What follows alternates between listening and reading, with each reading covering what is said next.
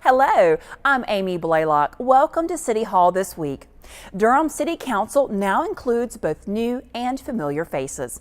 An installation ceremony for Mayor Bill Bell and Council Members Cora Cole-McFadden, Eddie Davis, and Don Moffitt was held on December 2nd.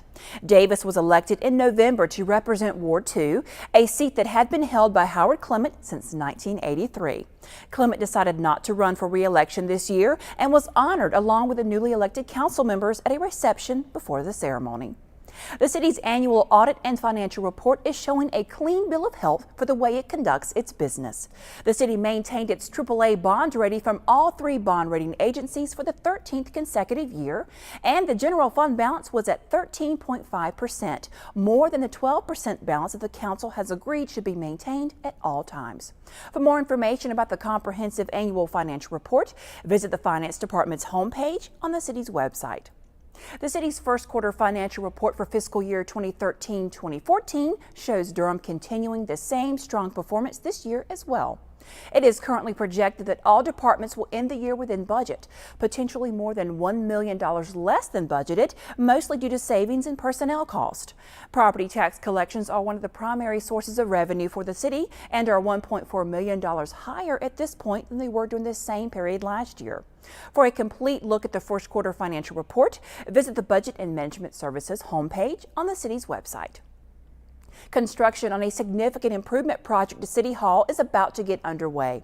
The City Council approved a $5.3 million construction contract for the renovation of the exterior of City Hall, as well as other associated work. The project addresses functional and safety issues, replacement of the City Hall chillers, and partial renovation of the City Hall Annex Plaza. Construction is expected to begin in mid-December and be completed by next fall. City Hall will remain fully occupied during this time, with construction impacts mostly limited to exterior circulation issues, sidewalk closures, and occasional street closures. The city is earning more national recognition for the way it uses technology. Find out why and how we all benefit when City Hall This Week continues.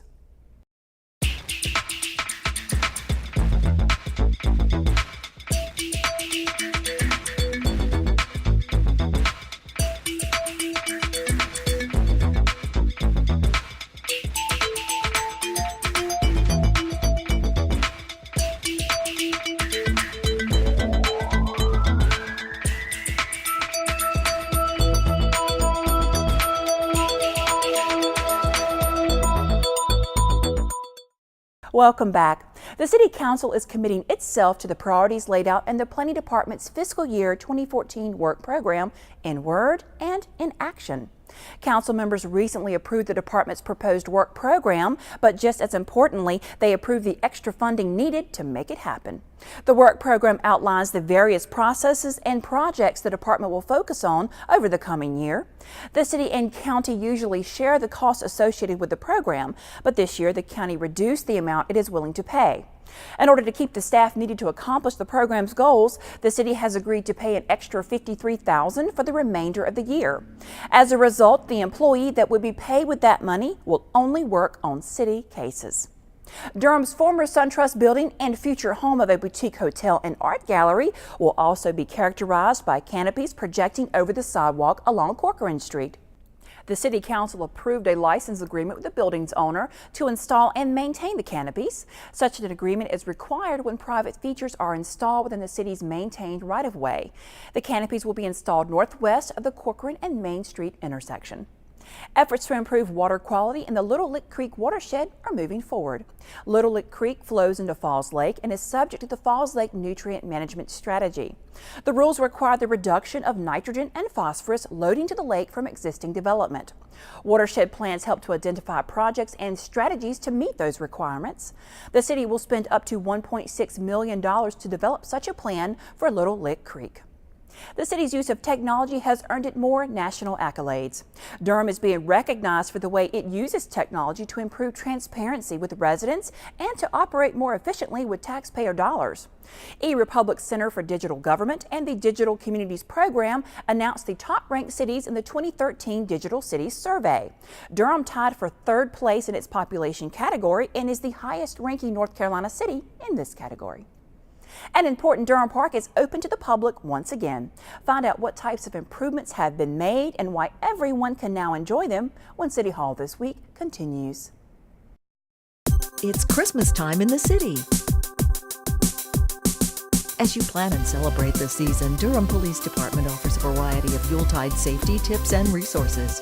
Park in well-lit areas. Avoid carrying large amounts of cash. Always lock your vehicle and store all items out of sight. Equip your home with automatic timers and take inventory of home. Log on to durhampolice.com for a full holiday safety checklist and be sure to check it twice. Happy holidays from the Durham Police Department. Welcome back. Old North Durham Park is now officially open to the public. The recently completed renovations to the park include the installation of new and replacement storm drainage pipe and storm drainage structures, regrading the field, the installation of sod on the athletic and multi-use field, and installation of an irrigation system. A new sidewalk into the new park, a new drinking fountain, and new trees have also been added. And finally, the holidays are going to the dogs in Durham, or at least for one evening, that is.